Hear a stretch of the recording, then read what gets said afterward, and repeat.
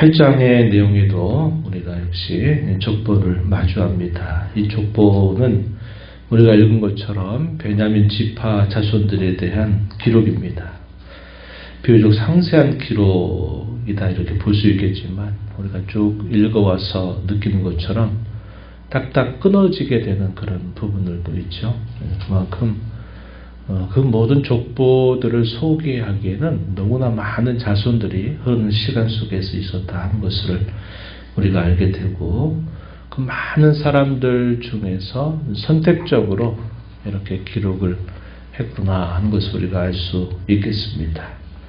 그러한 선택적으로 기록한 사람들이 있음에도 불구하고 우리가 읽은 대다수의 이름들은 성경에서도 실제적으로 이렇게 이름만 소개되고 그들의 삶에 대한 소개가 거의 주어지지 않고 있다 하는 것을 우리가 알게 됩니다.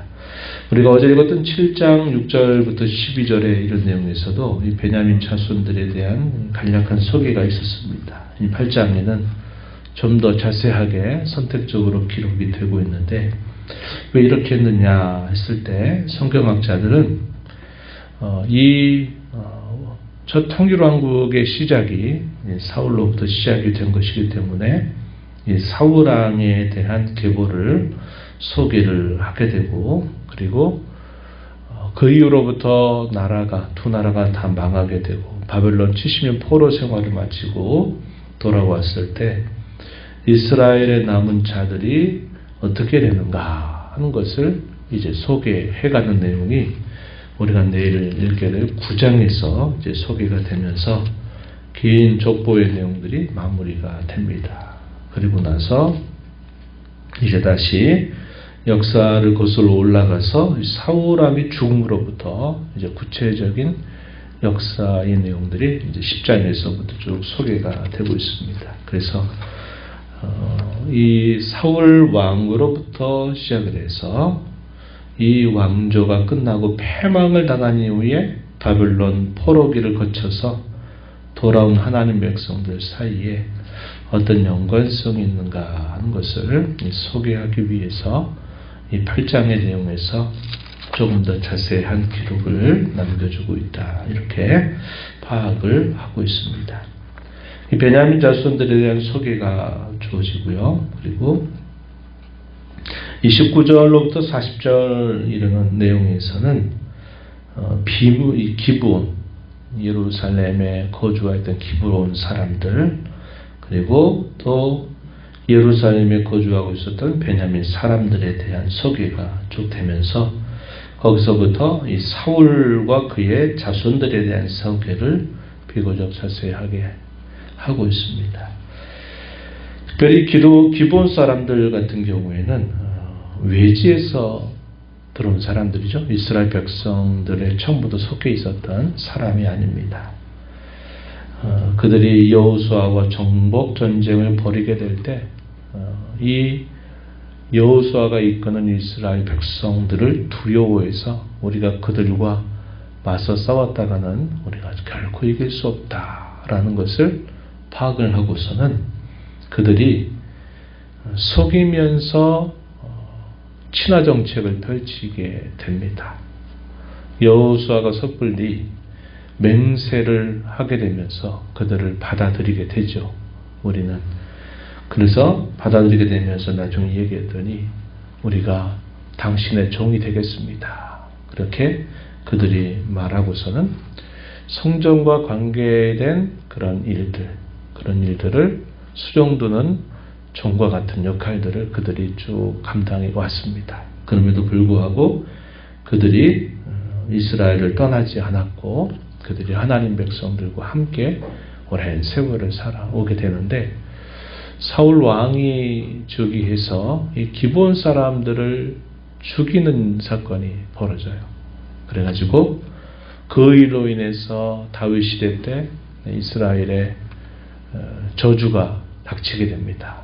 이 기브온 사람과 세웠던 그 맹세를 깨뜨렸던 그 일이 다윗이 왕이 되고 나서 큰 위기를 이스라엘에 가져오게 돼요. 그래서 그것이 왜 그런 위기가 닥쳤느냐 했더니 바로 이 기브온 사람과 맺었던 이 맹세를 깨뜨린 것 때문에 하나님께서 이스라엘 백성들에게 어려움을 주셨다는 것을 발견하게 되면서 기브온 사람들이 뭘 요구하냐면 이 사울 왕가에 있는 사람들을 우리에게 내달라. 그래가지고 그들을 처형을 하게 되면서 그 하나님의 저주가 풀리게 되면서 하는 일들이 있었다는 것이죠. 그래서 이 기브온 사람과 이 사울의 이 왕가 사이에는 좋지 않은 그런 일이 있었다 하는 것을 우리가 또 떠올려 볼 수 있겠습니다. 그래서 오늘 우리가 읽은 이 말씀의 내용들 1절부터 18절의 이런 내용에서는 베냐민 자손들에 대한 소개가 쭉 등장하는데 우리가 성경에서 이야기를 통해서 만나는 사람은 거의 없습니다. 여기서 처음 접하는 그런 이름들이 쭉 소개가 되고 있다는 것을 우리가 알게 돼서 다른 정보가 없으니까 우리가 정확하게 그 상황들을 알기는 어렵다. 이런 한계가 있습니다. 29절 이하에서 소개되는 말씀을 보면은 이 기브온 사람들의 조상에 대한 소개가 이어집니다. 한번 보시면 29절에 기브온의 조상 여이엘은 기브온에 거주하였으니 그의 아내의 이름은 마아가 장자는 압돈, 술, 기스발, 나답, 그돌, 아히오, 세겔 이렇게 소개됩니다. 또 미글롯이 등장하죠. 미글롯도 갑자기 등장합니다. 그러니까 이것도 역시 그들이 소개되면서 첫 자손들로부터 또 이렇게 시간들이 쭉 흘러가면서 선택적으로 기록되고 있다는 것을 우리가 보게 됩니다. 이 기브온은 조금 전 말씀드렸던 것처럼 이스라엘 자손들에게 있어서는 이방 족속들입니다. 그런데 이들이 약조를 친화 정책을 펼치면서 그들이 종처럼 그들이 수종드는 일들을 하면서도 이스라엘 떠나지 않고 나중에는 하나님 백성처럼 편입이 되는 그런 은혜를 입은 그런 민족이 됐습니다. 그들의 조상이 바로 여이엘이다. 그리고 그의 자손들에 대한 쭉 소개가 나오고 있습니다. 그리고 난 다음에 33절 이제 가서 보시면 이제 사울 왕가에 대한 가까운 족보들이 소개가 됩니다. 넬은 기스를 낳고 기스는 사울을 낳고 이스라엘의 초대왕이죠. 사울은 요나단과 말기수아와 아비나답과 에스바를 낳았다. 에스발 좀 표현이 생소합니다. 우리가 아는 역사 속에서는 이스보셋으로 더 잘 알고 있어요. 이스보셋이다 이렇게 이해하시면 되겠고 34절에 요나단의 아들은 무리발이라 이렇게 되어 있습니다. 무리발 생소하죠? 역사 속에 등장하는 이름은 무비보셋입니다. 요나단의 아들이었던 무비보셋. 이 무비보셋이 미가를 낳았다. 미가의 아들들 비돈 멜렉, 다레아와 아하스 그리고 아하스가 또 나온 자손들에서 쭉 사울 왕가의 자손들이 어떻게 쭉 이어지고 있는가 하는 내용들을 쭉 소개를 해주고 있어요. 그들 가운데 그들의 후손 가운데서 큰 용감한 장사 또 활을 잘 쏘는 그런 군사들 150명 있었다. 이 마지막 절에서는 소개를 좀 해주게 됩니다.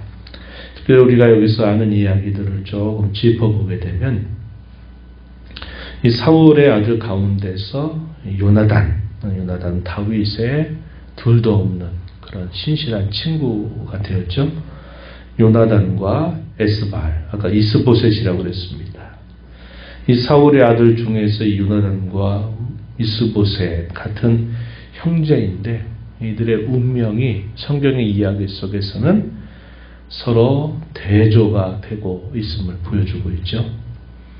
요나단은 다윗과의 신앙관계로 그의 죽음 이후에도 다윗은 신실하게 그의 아들에게까지 이 요나단으로 인해서 선한 일을 다윗이 행하게 된 겁니다.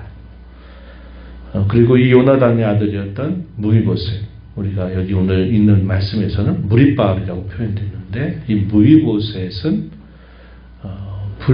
불구를 가지고 어릴 때부터 자라나지만 다윗에 의해서 그가 존귀함을 얻게 됩니다. 그래서 다윗의 식탁에서 항상 식사하고 교제하도록 다윗이 그를 챙겨주는 일이 있게 되고, 또 그 또한 다윗에 대하여 신실함을 잘 지켜나가는 그런 인물로서 묘사가 되고 있습니다. 사무엘하 9장 11절 내용을 우리가 참고할 수 있겠고요. 반면에 이스보셋은 요나단의 형제였지만 비참한 종말을 맞게 되죠. 어떤 일이 있게 됐느냐? 사울왕이 죽고 난 다음에 잠시 동안 이스라엘의 왕이 됩니다. 왕이 되지만 결국은 그의 왕위가 오래가지 못해요. 어떻게 됐느냐? 그의 신하였던 레갑과 바하나, 들어보셨을 겁니다. 이 레갑과 바하나의 모살에 의해서 결국은 비참하게 죽음을 맞게 되면서 끝나게 돼요. 왕이 되긴 했지만 차라리 왕이 안 되었다라면 더 나았을 것을 하는 그런 안타까운 삶을 살게 된 것입니다. 그래서 우리가 이런 것들을 보게 되면 똑같은 족보 안에 똑같은 형제를 이루고 가까운 가족을 이루고 있음에도 불구하고, 또 부모와 자식 간에 이런 관계를 맺고 있음에도 불구하고 어떤 경우에는 기억될 만한 그런 삶의 모습을 나타내는가 하면, 또 어떤 경우에는 참 그와 너무나도 대조적인 비참한 삶의 결말을 맞게 되는 부분들이 있다 하는 것을 우리가 살펴보게 되는 겁니다. 이 족보 이야기를 통해서 결국 시간은 흘러간다.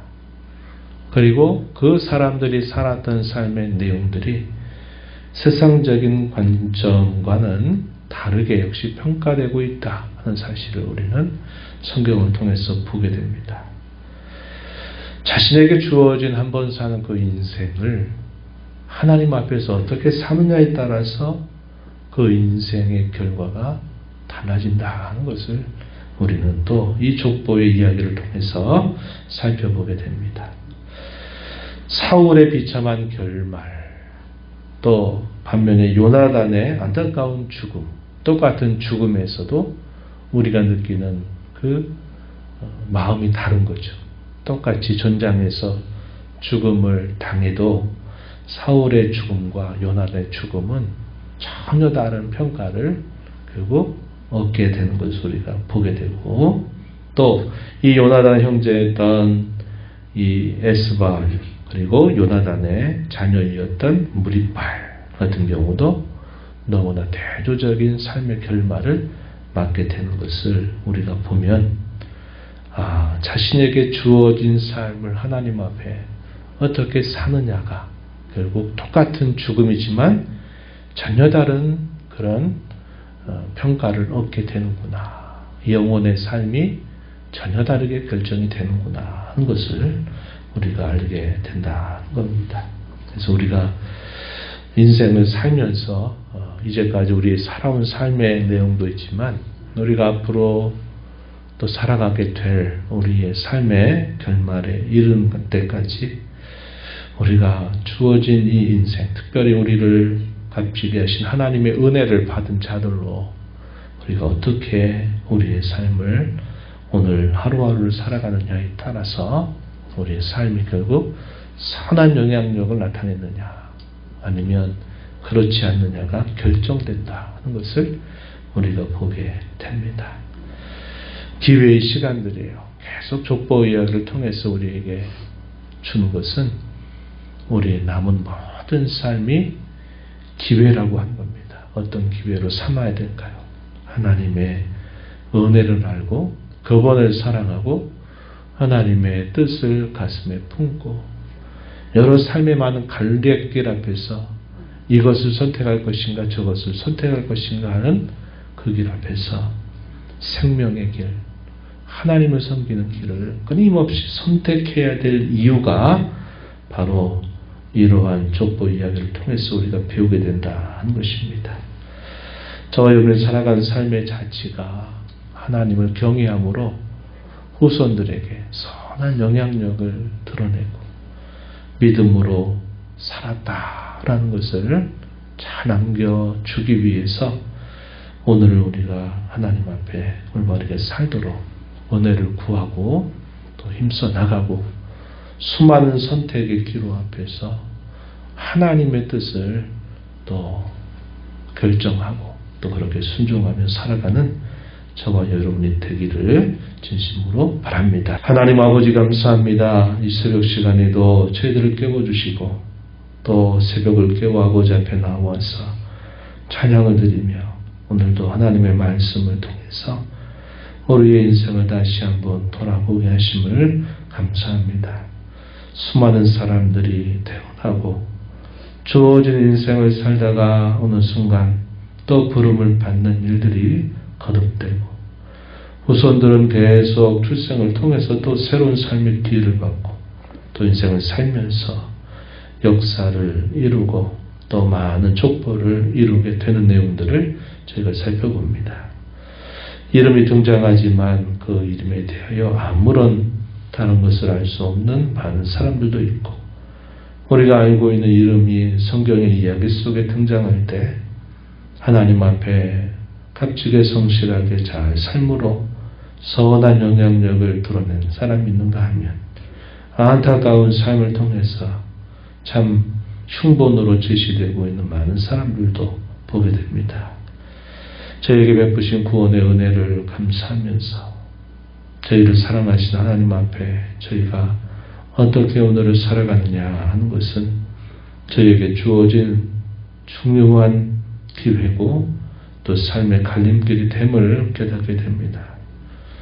하나님을 사랑하고 하나님의 은혜를 기억하는 자들로 여러 많은 삶의 갈림길 앞에 하나님의 뜻을 구하고 순종의 걸음으로 날마다 나아가는 삶이 되게 하셔서 대대손손이 하나님을 경외하고 하나님을 잘 섬겨가는 이 신앙계대를 이어가는 저희들의 삶이 되도록 은혜 내려 주옵소서. 은혜의 보호자 앞에 나와서 아버지 은혜를 구하는 모든 심령들의 간구를 귀기를 주고 응답해 주시기를 바라고 예수님의 이름으로 기도드리옵나이다. 아멘.